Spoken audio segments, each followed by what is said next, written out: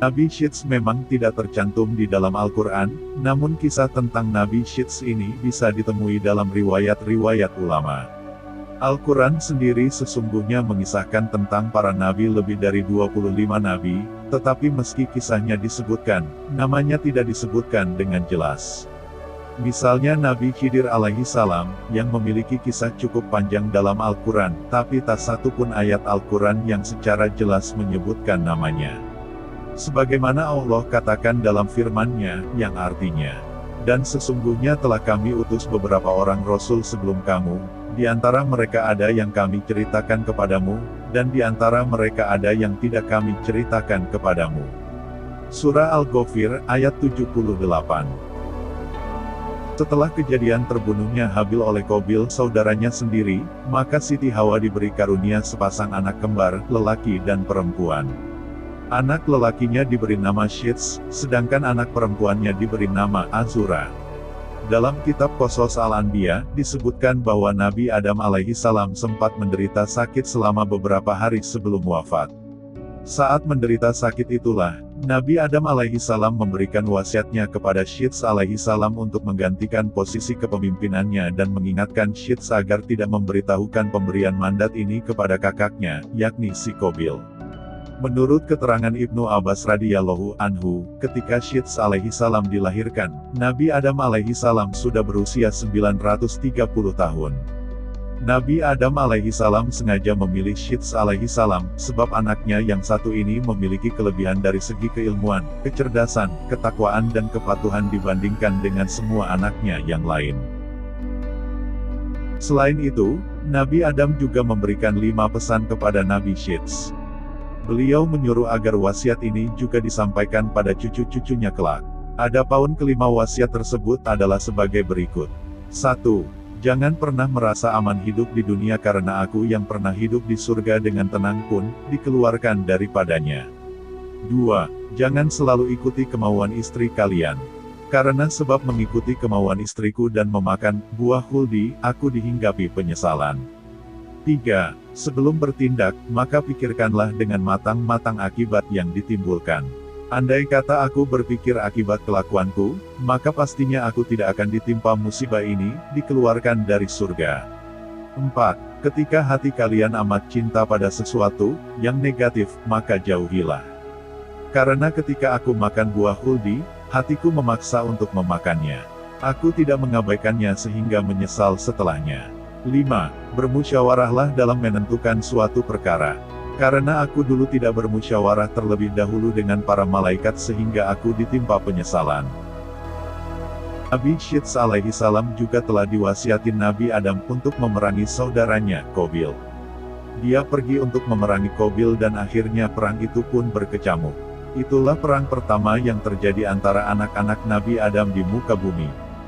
Dalam peperangan itu, Syits alaihi salam memperoleh kemenangan, dan dia menawan Qabil. Qabil sebagai tawanan itu berkata, "Wahai Syits, jagalah persaudaraan di antara kita." Syits alaihi wasallam berkata, "Mengapa engkau sendiri tidak menjaganya? Engkau telah membunuh saudaramu, Habil." Kemudian Qabil ditawan oleh Syits alaihi salam, kedua tangannya dibelenggu di atas pundaknya, dan dia ditahan di tempat yang panas sampai meninggal. Setelah itu, anak-anak Qabil bermaksud menguburkannya. Tiba-tiba iblis datang kepada mereka dalam rupa malaikat. Iblis berkata kepada mereka, "Jangan dikubur di dalam bumi." Iblis membawakan 2 batu hablur yang telah dilubangi tengah-tengahnya. Dia menyuruh mereka memasukkan Qabil ke dalam ruang antara 2 batu hablur itu, memakaikannya pakaian terindah dan meminyakinya dengan ramuan-ramuan tertentu, sehingga dia tidak akan mengering. Lalu iblis menyuruh mereka menyimpannya di sebuah rumah, diletakkan di atas kursi yang terbuat dari emas dan memerintahkan kepada setiap orang yang masuk ke rumah itu, untuk bersujud kepadanya sebanyak 3 kali. Iblis juga memerintahkan kepada mereka untuk merayakan upacara setiap tahun untuknya dan berkumpul di sekitarnya. Kemudian iblis mewakilkan urusan ini kepada setan. Setan itulah yang kemudian berkomunikasi dengan mereka, sehingga manusia terus-menerus sujud kepada Qabil, jadi keturunan Qabil inilah yang pertama kali menyembah api dan berhala atas perintah iblis. Setelah menunaikan tugasnya memerangi Qabil, maka Nabi Syeds alaihi salam pun kembali ke negerinya dan menetap di sana sebagai juru pemutus perkara yang adil di antara manusia. Berdasarkan riwayat dari Wahab bin Munabi, istri Nabi Adam alaihi salam, Siti Hawa radhiyallahu anha, meninggal di zaman Nabi Syeds alaihi salam. Ia tidak hidup lama setelah Nabi Adam alaihi salam meninggal, yaitu 1 tahun setelahnya. Ia meninggal pada hari Jumat di waktu yang sama dengan hari ketika ia diciptakan. Siti Hawa radhiyallahu anha dimakamkan dekat dengan makam Nabi Adam alaihi salam. Sebagai seorang nabi, Syeds alaihi salam menerima perintah-perintah dari Allah yang tertulis dalam 50 suhuf atau sahifah. Nabi Syeds menjadi nabi yang menerima suhuf terbanyak. Dialah orang pertama yang menyampaikan kata-kata hikmah, melakukan transaksi emas dan perak, memperkenalkan jual beli, membuat timbangan dan takaran, serta menjadi orang pertama yang melakukan penggalian barang tambang dari dalam bumi. Nabi Syeds alaihi salam diberi keturunan seorang putra yang diberi nama Anusi. Cahaya dalam kening Nabi Syeds alaihi salam yang merupakan cahaya Nabi Muhammad Shallallahu alaihi wasallam yang berpindah kepadanya dari Adam alaihi salam. Setelah Anusi lahir, cahaya itu berpindah ke keningnya putranya itu. Itulah salah satu pertanda bahwa ajalnya sudah dekat. Ia pun menyadari rambut-rambutnya yang sudah memutih. Pada tahun itu Nabi Syeds alaihi salam meninggal dunia dalam usia 900 tahun. Setelah Syeds alaihi salam wafat, kedudukannya digantikan oleh anaknya, Anusi.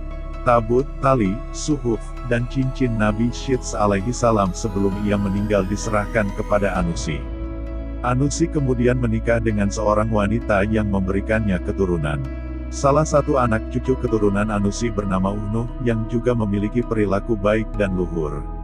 Kelak Uhnuh inilah yang mewarisi cahaya Nabi Muhammad Shallallahu alaihi wasallam, dan menjadi penerus kenabian, dan ia lebih dikenal dengan Nabi Idris alaihi salam.